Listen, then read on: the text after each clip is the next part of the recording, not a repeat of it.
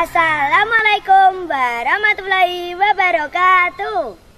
Dewan juri yang saya hormati serta teman-teman yang saya sayangi, saya Syaifira Salsabella akan bercerita tentang legenda Umbul Temanten Boyolali. Cerita ini ditulis oleh Ibu Hesti Handayani. Teman-teman, simak baik-baik ya ceritanya. Pada zaman dahulu kala, hiduplah seorang raja dari kerajaan Majapahit yang bernama Prabu Brawijaya. Ia adalah seorang raja yang sangat baik dan bijaksana. Prabu Brawijaya mempunyai seorang putri yang sangat cantik. Tetapi sayangnya ia memiliki penyakit yang membuat tubuhnya berbau amis. Sang Prabu pun menjadi sangat sedih karena putrinya tidak kunjung sembuh.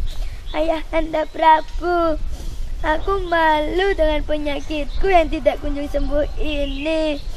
Sudah berbagai cara Ananda lakukan dan bermacam-macam ramuan sudah Ananda coba, tetapi belum ada hasilnya, ucap sang putri.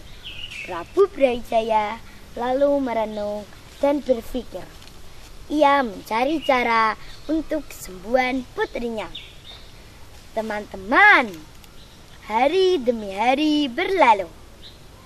Akhirnya, sang Prabu pun memiliki rencana untuk kesembuhan putrinya dengan cara mengadakan sayembara. Siapa yang bisa menyembuhkan putriku? Jika ia perempuan akan menjadi saudara putriku, dan jika ia laki-laki maka ia akan aku nikahkan dengan putriku, ucap Prabu Brawijaya.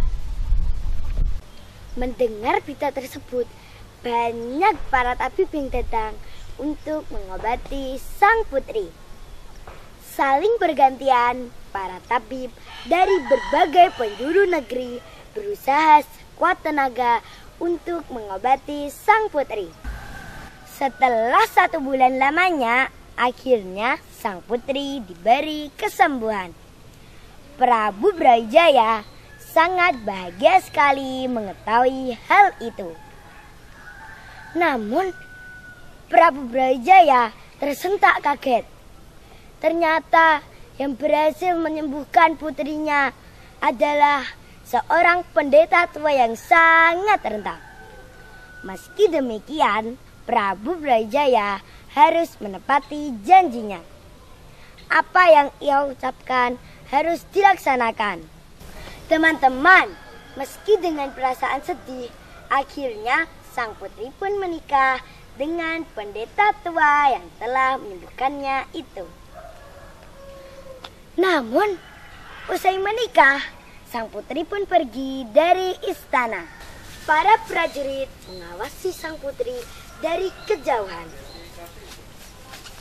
Para prajurit mengendap-endap pada pepohonan dan rumput-rumput liar yang tumbuh di sepanjang perjalanan. Akhirnya, perjalanan sang putri sampai di suatu tempat kawasan Umbul Pengging Boyolali. Saat itu, umbul masih berbentuk kubangan atau kolam.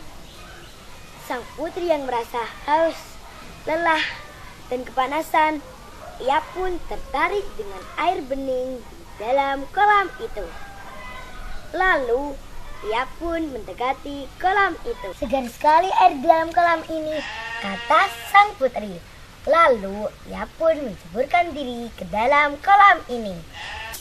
Namun, ternyata sang putri tidak kunjung muncul kembali ke permukaan. Ia hilang di dalam kolam itu. Para prajurit kembali ke Majapahit untuk melapor pada Prabu Brawijaya. Prabu Brawijaya tersentak kaget mendengar laporan para prajurit. Lalu, Prabu Brawijaya memerintahkan pendeta tua yang merupakan menantunya itu untuk mencari putrinya yang hilang. sebagai tanggung jawabnya menjadi seorang suami. Pendeta tua itu pun berangkat ke tanah Pengging. Ia mencari istrinya dan ikut menceburkan diri ke dalam kolam tempat putri raja menghilang.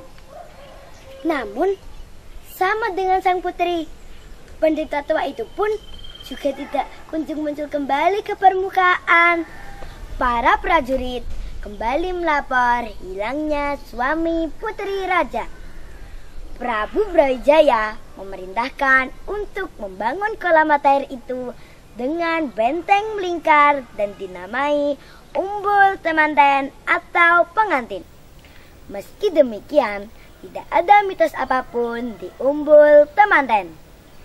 Pasangan yang mandi di umbul ini tidak akan menghilang seperti kisah legendanya. Adapun pesan moral yang dapat dipetik dari cerita tersebut adalah kita harus bersabar dalam menghadapi suatu masalah.